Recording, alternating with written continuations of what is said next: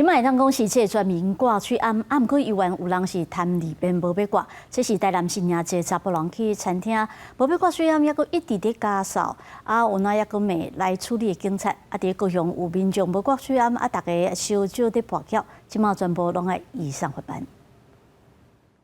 戴口罩啦，地铁口罩比较困难的啦。现在防疫期间不能配合一下吗？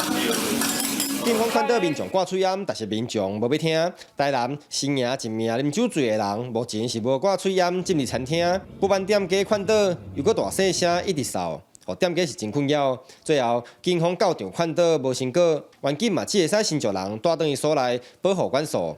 警方嘛将会移请卫生局进行裁罚。有关该男子未戴口罩的部分，警方搜证以后，依法移请卫生单位裁处。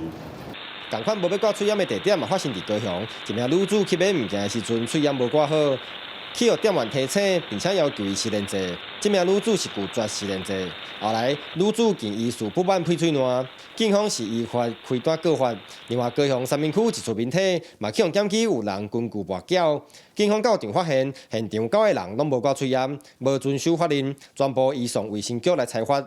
发现该大厦民宅内确实有打麻将的声音，经过同意进入后，发现有8名民众聚集2桌打麻将，现场共9人，全部都未戴口罩。全国防疫警戒第3期期间，嘛是有民众拢无要遵守强力执法，警方嘛强调绝对会严格来处理。另外，餐饮全面禁止内容，台南市府上午嘛宣布跟进，伊对于处理无要配合挂嘴烟的民众，为了避免当下扩大争议，市府嘛决定先收证，再搁开单保护执法的人员。记者郑云台南高雄综合报道。